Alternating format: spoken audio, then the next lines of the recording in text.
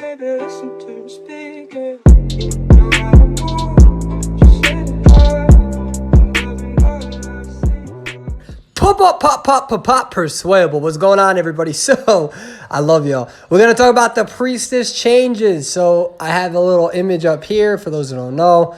And essentially with the Priestess, you're going to get that holy key or decoding is going to be at 20%. Volton's at 20%. So, there's been a lot of changes with her with this new ability. A lot of people asking, is she going to be good in 1 versus 4? Is she going to be good in 2 versus 8? Is she broken? Is she not? Are we going to see her in ranked matches? Are we going to see her in competitive gameplay and in tournaments? And hopefully I'll be able to touch base on all this. Again, this is just me highlighting the ability, talking about what this is going to be, the holy key. A lot of interesting things about this. Essentially, you get it, I believe, within the first 30 seconds of the match, and it really, essentially, you activate the ability, and you got to hold it like against a wall, and then one of your teammates, all 3 of them get an indicator. One of them has to, on their end, activate the other portion of the portal, and then you can just go from one side of the map to the other. And I'll have some gameplay on this for sure.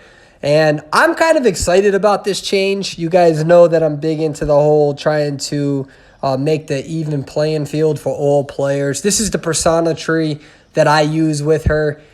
This is extremely important to have this persona tree because she has an increase in healing herself and healing other people.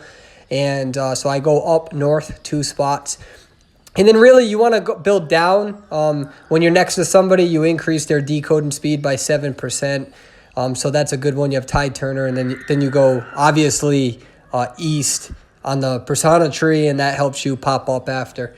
So yeah, so the question is are we going to see her? And that means like ranked gameplay, competitive gameplay, and yeah, we'll talk about that in a little bit as well. So again, down there you can see holy key. Takes about 30 seconds for it to spawn. You can see it in that blue indicator on the right. And also after you use it, takes about 150 seconds for it to respawn. What's interesting now with the Priestess, by the way, sorry guys if you hear yelling in the background. I'm at like this hotel, and there's not much I can do about that, right? So you start off with the portal, and if I recall correctly, I could be wrong on this one, but I think that in the old Priestess, you had to wait for one to actually spawn. So that's going to be interesting that she already has one. But this is me using the holy key. As you can see, I'm holding it down, and you got to wait for the entire animation to finish. If you stop, like if you run away, the entire portal leaves, and now you can see 2 people. And the reason why I'm showing this is just showing you that if you see in the upper left-hand corner, that little hand that's holding a wrench, that's the ability to increase decoding by 7% of those around you. I'm not necessarily saying that this is a tactic. I'm not necessarily saying that it's a tactic to, go right up against somebody and decode with them. We all know that it's usually good to decode on separate cipher machines. This diversifies the map, right? And that's a good thing. And if a hunter comes up to you, then both of you end up theoretically scattering. That's not necessarily good because it does slow down the game. But if you happen to be by somebody, you do increase their decoding by 7%. So that's why you use her build. She's got a 20% decode nerf to her.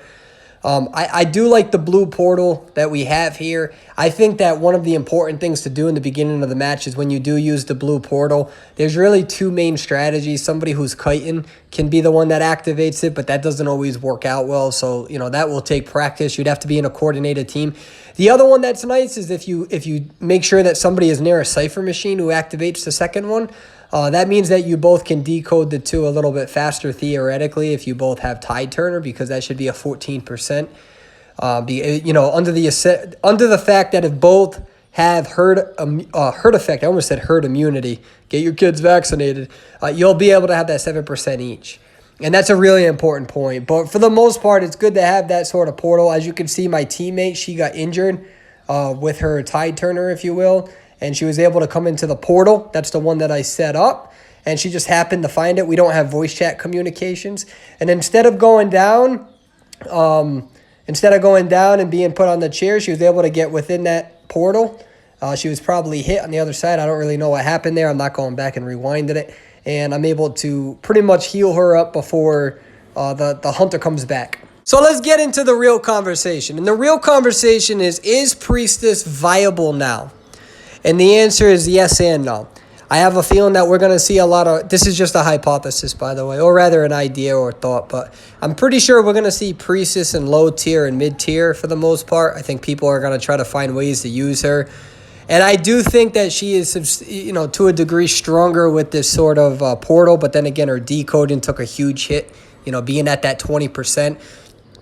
Unfortunately, and you guys know I try to be as objective as possible, in high tiers, we're not going to really see her being played unless somebody is just having fun or they want to be the number one priestess in the game. The reason being so is that right now the chemical makeup of most teams are pretty much the same. And the devs are doing something about that. Because we started seeing changes in the mechanic. So mechanic essentially was on every single top competitive team and every single rank mode selection. And now we added that ban-in feature, which really, mechanics banned the selection rate was about 95%. The devs decided to nerf her, so we're going to see really if the mind's eye is going to start getting played more. But with that being said, the chemical makeup of a team is not going to change with this priestess, and that includes cowboy. Right now, the chemical makeup is essentially either coordinator or mercenary, that's slot 1, usually perfumer or magician, that's slot 2. You're going to usually have a seer for slot 3, and slot 4 will be your mechanic or mind's eye. And that is because decoding is extremely important. Decoding speed is extremely important. The only reason why people win in this game in high tiers is because of how fast they can decode. By the time, so say if I kite for 60 seconds or 75 seconds, a hunter downs me, puts me on the chair, my health is at 35% on the chair, I get rescued, tide turner activates, I get knocked down again, somebody else puts me on a chair, somebody else comes and rescues me with tide turner, and then I go down again. Usually by that second time I go down, the game's over. They pop up the final machine, I pop back up once he downs me that second time. That's essentially the chemical makeup of a high tier match. The only reason why that works is because you have players who are decoding fast.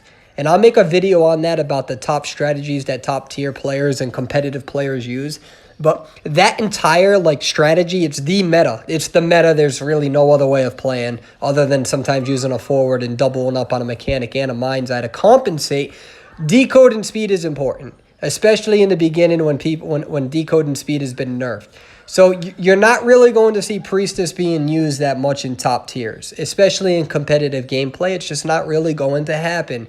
And I know maybe there might be some people that try to pull her off, but the idea is that if you're a good player, especially top tier, you don't really need a person like Priestess. You don't need that portal if you're a top tier player, because a lot of top tier players have perfected their kiting craft where they're able to kite and able to hold off and able to use the seer's owl or use the perfumer's perfumes or use the magician's illusions or use the coordinator's flare gun. All of those things are necessary.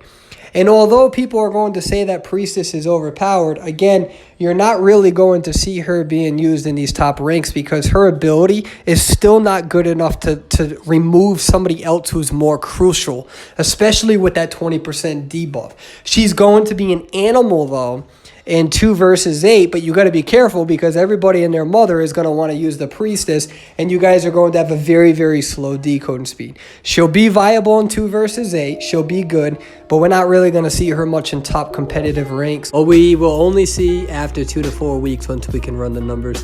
Please let me know down below what you guys think about it, whether you agree or disagree. We'll see. Take care, guys.